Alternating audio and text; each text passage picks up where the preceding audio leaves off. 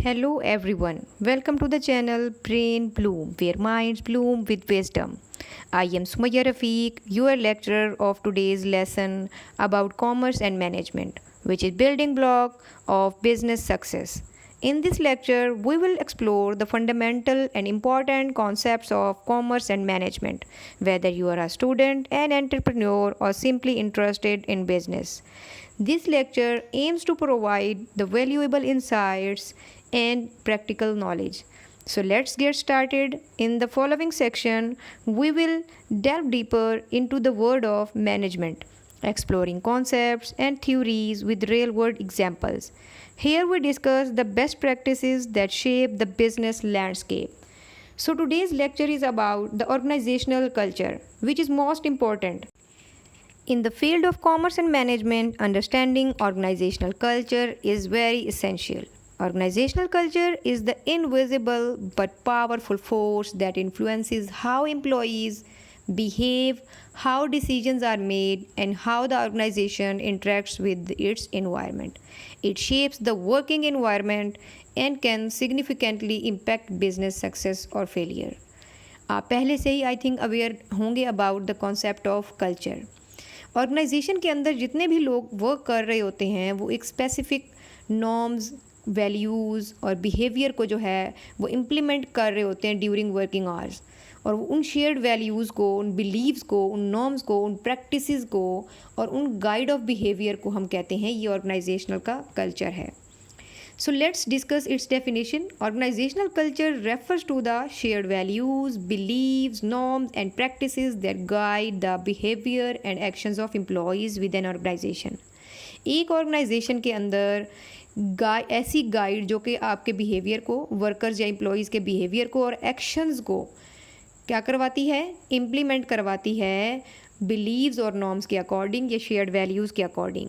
Means that organizational culture जो है उसके मेजर करैक्टरिस्टिक्स हैं शेयर्ड वैल्यूज़, बिलीव्स और नॉर्म्स, जिनको देखते हुए एम्प्लॉयज़ अपने बिहेवियर को और एक्शंस को जो है मोल्ड आउट करते हैं। It is how things are done in an organization and represents the collective personality of the business. इस स्लाइड के नीचे एक इमेज दिखाई गई है जिसमें बताया गया है कि companies with winning organizational culture, ऐसी कंपनीज़ जिनका स्ट्रॉन्ग कल्चर है या स्ट्रॉन्ग कल्चर को इम्प्लीमेंट करती हैं, 72% हायर एम्प्लॉय इंगेजमेंट होती है रादर देन वीक कल्चर वाली जो ऑर्गेनाइजेशन है उनके मुकाबले में। वीक कल्चर वाली ऑर्गेनाइजेशन और स्ट्रॉन्ग कल्चर वाली ऑर्गेनाइजेशन के दरमियान डिफरेंस बताया हुआ है कि स्ट्रॉन्ग कल्चर वाली जो ऑर्गेनाइजेशंस होती हैं उनके एम्प्लॉय 72% मोर इंगेज्ड होते हैं than the organization having weak culture. So now we discuss the characteristics of organizational culture. Organizational culture के क्या की characteristics होंगे? The first one is shared values and beliefs. जितने भी लोग वहाँ पर काम कर रहे होंगे उनके वैल्यूज़ और बिलीव्स जो होंगे वो शेयर्ड होंगे। Core principles that employees collectively believe in all and follow. Example जैसे इसकी दी गई है, कमिटमेंट टू कस्टमर सर्विसेज और इनोवेशन। किसी कंपनी के अंदर जो उसके एम्प्लॉयज़ वर्क कर रहे हैं वो कमिटेड हैं टू कस्टमर सर्विस और इनोवेशन के हवाले से, तो ये उनके शेयर्ड वैल्यूज़ और बिलीव्स हैं। The second one is norms and expectations. Norms and expectation, unwritten rules about appropriate behaviour at work. अक्सर आपने बैंकिंग में जाके देखा होगा या किसी ऐसी प्राइवेट ऑर्गेनाइजेशन के अंदर जहाँ उनके नॉर्म्स और एक्सपेक्टेशंस जो होते हैं ज़्यादा हाई होते हैं, गॉट इट, वहाँ पे ज़्यादा अच्छे से बिहेवियर हो रहा होता है। इसी तरह अगर आप किसी ऐसी ऑर्गेनाइजेशन में जाएं जिसका वीक कल्चर है, वहाँ आपको लोग डिफरेंट तरीके से, कुछ लोग बहुत अच्छा बिहेव कर रहे होंगे, कुछ लोग बिल्कुल ही अच्छा बिहेव नहीं कर रहे होंगे। मीन्स दैट उनके अंदर यूनिवर्सैलिटी नहीं होगी, एक कल्चर एक जैसा नहीं होगा।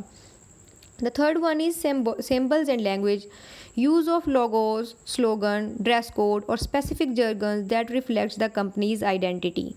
जैसा कि आप हॉस्पिटल में देखते हैं सब लोगों ने एक जैसे यूनिफॉर्म वेयर किए होते हैं डॉक्टर्स ने, या फिर बैंकिंग ऑर्गेनाइजेशन में जाकर देखें या किसी चैम्बर में चले जाएं, इस तरह की चैम्बर जो कि वुकला की है, वहाँ पे लॉयर्स होते हैं, तो उन सब ने एक जैसा ड्रेस कोड फॉलो किया होता है।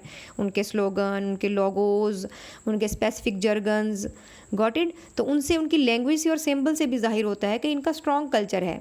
Rituals and ceremonies, Company traditions like award ceremony, team building activities, or regular meetings जैसे कि प्राइवेट स्कूल्स के अंदर भी अक्सर इस तरह होता है कि पेरेंट्स टीचर मीटिंग्स हो रही होती हैं, सेरेमनीज़ हो रही होती हैं और टीम बिल्डिंग एक्टिविटीज़ हो रही होती हैं। तो इससे क्या है, वो अपना स्ट्रॉन्ग कल्चर शो कराते हैं और ज़्यादा जो है रैपॉर्ट कायम करते हैं with the parents of their students. Stories and myths, narratives about the company's founders, major achievements or challenges that convey organizational values, जो कि उस कंपनी के पहले वाले फाउंडर्स होते हैं या उस कंपनी के ओनर्स होते हैं, उनके बारे में गुड वर्ड ऑफ माउथ जो होता है वो फैला होता है, या उनकी मेजर अचीवमेंट डिस्कस की जा रही होती हैं और उनके चैलेंजेस वो भी शो कराते हैं कि ऑर्गेनाइजेशन किस तरह की वैल्यूज़ रखती है, किस तरह का कल्चर जो है वो ऑब्जर्व करती है। ऑर्गेनाइजेशनल स्ट्रक्चर भी एक बहुत बड़ा करैक्टरिस्टिक्स है जिससे आप अंदाज़ा लगा सकते हैं कि इस ऑर्गेनाइजेशन का क्या कल्चर है। Whether the company has a formal hierarchy और a more flexible team based structure reflects its culture. Team based structure जो होगा वो रिफ्लेक्ट करेगा कि किस तरह का कल्चर यहाँ पे ऑब्जर्व किया जाता है।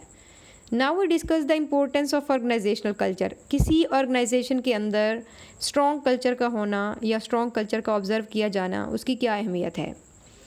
Provides identity to the organization. Strong culture जो होता है वो एक ऑर्गेनाइजेशन को एक अलग पहचान, एक यूनिकनेस प्रोवाइड करता है कि ऑर्गेनाइजेशन से लोग किस तरह एम्प्लॉयज़ और उसके कस्टमर उससे लॉयल हो जाएं। एक आइडेंटिटी प्रोवाइड करता है ऑर्गेनाइजेशन को। Employees feel a sense of belonging and pride. जिस तरह लोग बड़े फ़ख्र से कहते हैं कि जी मैं फ़लाँ कॉलेज से, फ़लाँ यूनिवर्सिटी से जो है बिलोंग करता हूँ, मैं वहाँ काम करता हूँ, तो ये शो कराता है कि कितना वो प्राइड फील करते हैं सेंस ऑफ बिलोंगिंग से। तो ये ऑर्गेनाइजेशन का कल्चर ही है कि लोगों का वर्ड ऑफ माउथ होता है, जी फ़लाँ कंपनी जो है, फ़लाँ ऑर्गेनाइजेशन बहुत सक्सेसफुल है, उनके एम्प्लॉयज़ को इतनी जो है रिबेट दी जाती है, अलाउंसेस दिए जाते हैं। तो उसकी बेस पर जो एम्प्लॉयज़ होते हैं वो उस ऑर्गेनाइजेशन का प्राइड होते हैं। इसी से रिलेटेड है enhances commitment. Strong cultures create loyal employees who are motivated to work toward organisational goal. कि जितना स्ट्रॉन्ग कल्चर होगा, एक जैसी चीज़ें बार बार रिवाइज की जा रही हैं, सेम कल्चर ऑब्जर्व किया जा रहा है, तो वो एम्प्लॉयज़ को मज़ीद लॉयल करेगा और मोटिवेटेड करेगा to work towards organizational goals. Improve stability. Clear culture reduce confusion about acceptable behaviors and decision making. Guides behavior. Employees understand what is expected of them, कि उनसे क्या एक्सपेक्ट किया जा रहा है, विदाउट कॉन्स्टेंट सुपरविजन। बजाय इसके कि बार बार सुपरवाइज किया जाए उनके काम को, उनको मज़ीद गाइडेंस मिल जाती है, क्लियर रोड मैप मिल जाता है कि किस तरह का बिहेवियर उनसे एक्सपेक्ट किया जा रहा है। Boost performance. A positive culture leads to higher productivity, better teamwork, and innovation. Supports change management. Adaptive cultures help organizations respond to market changes quickly. कि जो भी मार्केट में चेंजेस हो रही हैं उसको क्विकली वो अडाप्ट कर लेता है अगर वो स्ट्रॉन्ग कल्चर है। टाइप्स ऑफ ऑर्गेनाइजेशनल कल्चर को भी हम देख लेते हैं कि एक ऑर्गेनाइजेशन के अंदर जितने भी कल्चर्स होते हैं, जाहिर सी बात है हर ऑर्गेनाइजेशन का अलग ही कल्चर होता है। उसकी कुछ टाइप्स हैं। फर्स्ट वन है क्लैन कल्चर। क्लैन कल्चर जो होता है वो फोकस करता है कोलेबोरेशन पे, एम्प्लॉयज़ की इन्वॉल्वमेंट पे, कि उस ऑर्गेनाइजेशन में जितने भी एम्प्लॉयज़ होंगे वो कोलेबोरेट कर रहे होंगे और इन्वॉल्व होंगे टू कंप्लीट द टास्क और achieving the some specific goals. इसकी एग्जांपल है Google and Zappos. Second one है एडहोक्रेसी कल्चर। एडहोक्रेसी जो कल्चर होगा वो इनोवेशन पे फोकस करेगा, क्रिएटिविटी पे और रिस्क टेकिंग पे। मींस दैट उनके मेंबर्स को एम्पावर किया जाएगा कि रिस्क टेकिंग के लिए काम करें, क्रिएटिव हों और इनोवेटिव हों, कि कोई भी नया प्रोजेक्ट वो कर सकते हैं। रिस्क टेकिंग कंपनी होगी, जैसा कि टेस्ला हर आए दिन न्यू से न्यू जो है उस पर वर्क करता रहता है प्रोजेक्ट्स पे, और स्पेस एक्स। इसी तरह थर्ड वन है market culture. Market culture focus on competition, results and achievement. Market level पे कंपटीशन, रिजल्ट्स ओरिएंटेड और अचीवमेंट पे फोकस कर रहा होगा ये जो मार्केट कल्चर होगा, जैसा कि अमेज़ॉन और GE. Hierarchy culture focuses on structure, control and efficiency. Organization के अंदर जो स्ट्रक्चर है, जो हिरारकी है, कंट्रोल है, अथॉरिटी होती है, जैसे लोगों की कि कितने लोग किस आदमी के अंदर जो है किस मैनेजर के अंडर वर्क कर रहे हैं, उनका कंट्रोल, उनकी एफिशिएंसी। जैसे कि मैकडोनल्ड्स गवर्नमेंट एजेंसीज़, जो गवर्नमेंट की एजेंसीज़ होती हैं, उनके हवाले से है। ये हायरार्की कल्चर के हायरार्की को ज़्यादा फॉलो किया जाता है, ज़्यादा फोकस किया जाता है। अब इन कल्चर की टाइप्स को अगर हम ब्रीफली देखें तो क्लैन कल्चर जो है वो टीम वर्क पे ज़्यादा फोकस कर रहा होता है, कोलैबोरेशन पे, फैमिली लाइक एटमॉस्फेयर पे और एम्प्लॉय की इन्वॉल्वमेंट पे। एडहोक्रेसी कल्चर जो है वो इनोवेशन और क्रिएटिविटी पे फोकस करता है। मार्केट कल्चर जो है वो कंपटीशन, मार्केट के अंदर कंपटीशन और रिजल्ट्स और अचीवमेंट पे फोकस कर रहा होता है। और हायरार्की कल्चर जो है वो फोकस करता है स्ट्रक्चर पे, कंट्रोल पे और एफिशिएंसी पे। Structure means structure of the organization. कुछ ऐसे एलिमेंट्स भी होते हैं जो इन कल्चर, ये जो कल्चर आपको सामने शो किए गए हैं, इनको जो है इन्फ्लुएंस कर रहे होते हैं। जैसे कि लीडरशिप स्टाइल इन्फ्लुएंस कर रहा होता है, कंपनी की हिस्ट्री और ट्रेडिशंस, इंडस्ट्री के नॉर्म्स क्या हैं, वो भी इन कल्चर को लेने के लिए जो है, कल्चर को अडॉप्ट करने के लिए इन्फ्लुएंस कर रहे होते हैं। नेशनल एंड रीजनल कल्चर जो होता है वो भी बाज़ औक़ात बहुत ज़्यादा इम्पैक्ट करता है या इन्फ्लुएंस करता है ऑर्गेनाइजेशन के कल्चर को। अब हम देख लेते हैं कि ऑर्गेनाइजेशनल का जो कल्चर है या ऑर्गेनाइजेशन का कल्चर है वो किस तरह बनाया जाता है, क्रिएट किया जाता है और किस तरह मेंटेन किया जाता है। फाउंडर्स वैल्यूज़, जो फाउंडर होते हैं, जो ऑनर होते हैं, उस ऑर्गेनाइजेशन के को ओरिजिन करने वाले होते हैं। The original values and vision of the founder strongly influence early culture. जो स्टार्ट का कल्चर होता है उस पर बहुत ज़्यादा इन्फ्लुएंस करता है फाउंडर जो होता है उसका विजन, कि फाउंडर का क्या विजन है, वो अपनी ऑर्गेनाइजेशन को कहाँ देखना चाहता है, किस तरह का पर्पज़ अचीव करना चाहता है इस ऑर्गेनाइजेशन के थ्रू, तो वो बहुत ज़्यादा उस कल्चर पर इन्फ्लुएंस करता है। हायरिंग प्रैक्टिसेस, के एम्प्लॉयज़ को हायर करने की क्या प्रैक्टिसेस हैं, वो भी ऑर्गेनाइजेशन के कल्चर को क्रिएट करने में और मेंटेन करने में हेल्पफुल होती हैं। Organizations hire people who fit their cultures, अपने कल्चर के अकॉर्डिंग जो चाह रहे होते हैं कि हमारी कंपनी का ये कल्चर हो, उसके अकॉर्डिंग ही वो हायरिंग करते हैं। Third one is socialization. New employees are trained and mentored to adopt to the company culture. अक्सर लोग हायर कर लिए जाते हैं पहले, बाद में सोशलाइजेशन के थ्रू, ट्रेनिंग के थ्रू लोगों को ट्रेन किया जाता है, एम्प्लॉयज़ को, कि वो अडाप्ट कर लें कंपनी का जो ऑलरेडी एग्जिस्टिंग कल्चर है। Fourth one is reward system. Companies reinforces desired behaviour through promotions, bonus and recognitions. Employees को कुछ प्रमोशंस देकर, बोनसेस देकर डिज़ायर्ड बिहेवियर जो है वो उनसे ऑब्जर्व कराया जाता है। फिफ्थ वन है stories, rituals and symbols. Regular practices and internal communications help sustain culture. जैसा कि हम किसी भी ऑर्गेनाइजेशन में जाते हैं, वहाँ के सीनियर्स को देखकर और वहाँ पे काम करने वाली कुछ रिवायात सुनने से, वहाँ के सिम्बल्स को देखकर हम उस कल्चर को अडॉप्ट कर लेते हैं और सीख लेते हैं। ये स्टोरीज़, रिचुअल्स और सिम्बल्स होते हैं जिनके थ्रू कल्चर को क्रिएट और मेंटेन किया जाता है। अब यहाँ पे हम लोगों ने डिस्कस कर लिए हैं वो तमाम फैक्टर्स या वो तमाम चीज़ें जिनसे हम कल्चर को एक ऑर्गेनाइजेशन के अंदर क्रिएट कर सकते हैं और मेंटेन कर सकते हैं, कि फाउंडर्स की वैल्यू के अकॉर्डिंग हम क्रिएट कर सकते हैं और फिर उसको मेंटेन कर सकते हैं।